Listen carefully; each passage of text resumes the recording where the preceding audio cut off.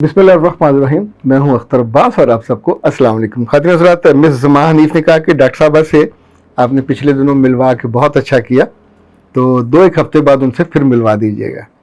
I really want this, जज़ाकल्लाह। चलें miss Zama इंशाल्लाह। और सबा कहते हैं कि डॉक्टर साहबा से मिलवा के और उन्हें मिलवा के बहुत अच्छा किया। मैं उनकी मेडिसिन ये जो है सुपर मैक्स, ये इस्तेमाल मैंने अपनी मियाँ को करवा रही थी और उनके कहने पे मैंने ये VM मेगा पावर भी इस्तेमाल कराई। तो अल्हम्दुलिल्लाह हम दोनों को बहुत खुशी भी है, उसका फ़ायदा भी है। अल्लाह इनको जज़ाए खैर दे। इन्होंने हम जैसे लोगों के लिए जो जगह जगह डॉक्टरों के पास नहीं जा सकते और इस मसले पे शर्म और हया की वजह से किसी से बात भी नहीं कर सकते, तो ये बहुत आसानी कर दी है। हमारी ज़िंदगी बिल्कुल एक बंजर और वीरान खेत की तरह थी, तो अल्हम्दुलिल्लाह अब उसमें थोड़ा सब्ज़ा उगने लगा है। अच्छा, ये सिंबॉलिक उन्होंने बात की है। शायरी अकबर कहती हैं, सर बहुत खुशी हुई डॉक्टर नौशीन से सुनकर, उनसे मज़ीद भी बातें करवाते रहिएगा। मैं उनकी मेडिसिन इस्तेमाल करती हूँ, अपने मियाँ को भी करवाती हूँ। I am very happy. Shakeel Khan कहते हैं कि सर नाइस इन्फॉर्मेशन, सुनने में भी बहुत अच्छी।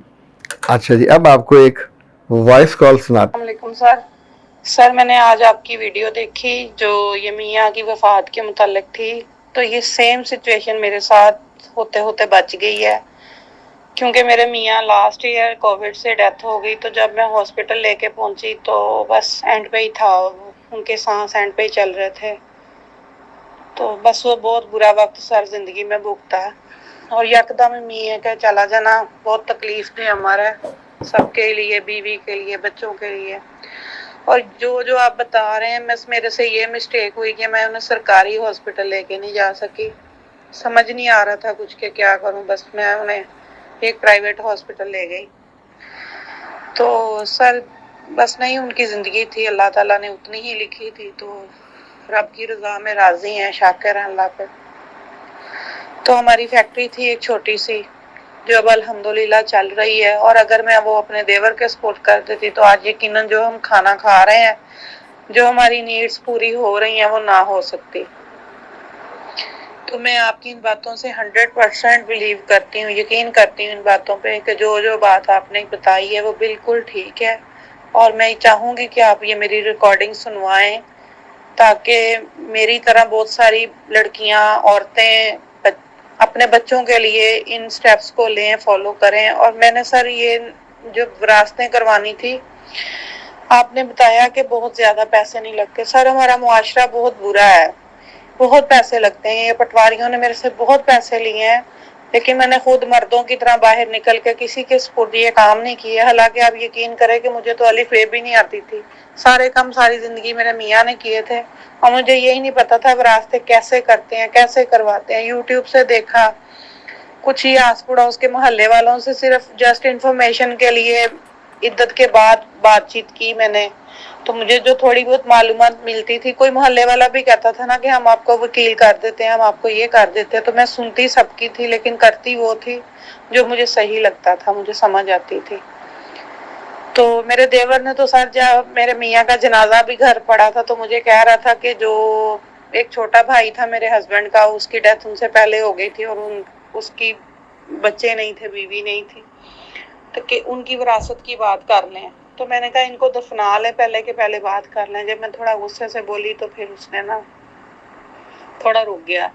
लेकिन अगले दिन जब हमें भी कोविड क्लियर हो गया कि हमें कोविड है, तो मैंने सबको कहा, मैंने अपनी बहन को भी, अपने भाइयों को भी, अपनी नंदों को, अपने उस देवर को, सबको मैंने कहा अपने अपने घर जाओ, हम खुद मुसीबत में, हम आप लोगों को पका के नहीं दे सकते। मेरे अपने बच्चे कोविड का शिकार है, मैं खुद सीवियर होती जा रही, तो मैं आप लोगों को पका के नहीं दे सकती। सर उस बातों पे भी बहुत बातें बनी, तो लेकिन मैंने इस चीज़ को सर पे सवार नहीं किया।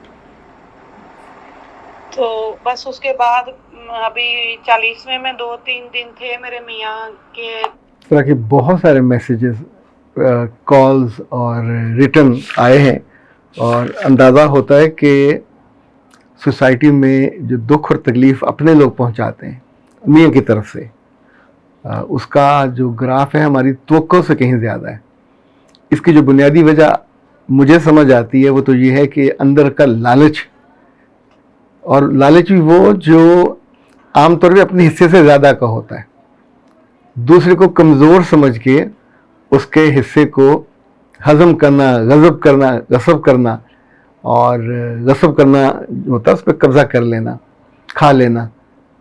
تو اس کی طرف دھیان زیادہ جاتا ہے کہ یہ خاتون جو بھابھی ہے ہماری، اچھا پہلے وہ بھابھی ماں ہوتی تھی، لیکن جب یہ مسئلہ آتا ہے اس کے گاڑی ہتھیانی ہو، اس سے گھر کے کاغذات ہتھیانے ہو، تو بس استغفر اللہ پھر بہت مشکل ہوتی ہے. مجھے ایک خاتون نے بتایا کہ میرا جو گھر ہے وہ میرے نام میرے میاں کر گئے تھے، لیکن جو اب مجھے پتہ چلا ہے کہ مجھے جو حصہ ملتا تھا فیکٹری سے وہ ایک دم انہوں نے بند کر دیا. وہ کہتے ہیں جی آپ کا میاں تو ملازم تھا، وہ حصے دار تو نہیں تھا. تو میں نے اسے کہا کہ پوچھیں ان کا جو اگر ملازم تھا تو پھر ملازموں کا تو ایک تاریخ کو ایک اسپیسیفک 50 60 70 ہزار جاتا ہوگا، تو لاکھوں روپے جو گھر آتے تھے گروسری کے لیے وہ کیوں آتے تھے؟ اور دوسرا یہ کہ ملازم چھوٹا بھائی اور بیچارہ عقل مند بھی نہ ہو، سمجھدار بھی نہ ہو، تو اس کا گھر مارگیج کیا ہوا ہے بینک میں، تو ملازم کا گھر تو پھر نہیں رکھتے، پھر جو مالک ہے وہ رکھتا ہے. تو ان کے لیے پھر ہم نے یہ کیا کہ فوری طور پہ بینک کو اپلیکیشن دی ہے کہ ہم اس کو مزید کنٹینیو نہیں کرنا چاہتے، جو کاغذات ہیں ہمارے وہ وڈرا کیے جائیں اور ہمیں واپس کر دیا جائے. ظاہر نام تو انہیں کے ہیں. تو جب آپ کھلی آنکھوں سے ایسے دھوکوں کو دیکھتے ہو تو سچی بات ہے رشتوں پہ اعتبار اڑنے لگتا ہے. لاہور جیسے شہر میں نے ایسے لوگ بھی دیکھے ہیں کہ جیسے ان کے خاندان میں بہت پیسہ آیا تو باپ نے یا بڑے بھائیوں نے پہلے الگ الگ گھر بنائے، بڑے بڑے، ایک ایک 2 2 کنال کے. پھر ایک روز بھائی کو ساتھ لیا، چلو سیر کرنے چلتے ہیں. وہاں جا کے اس کی چابی دی کہ یہ تمہارے لیے، اس کو نہیں تھا بتایا، پی آئی اے کالونی میں، یہ جو خاص طور پہ بابا ٹاؤن میں قریب.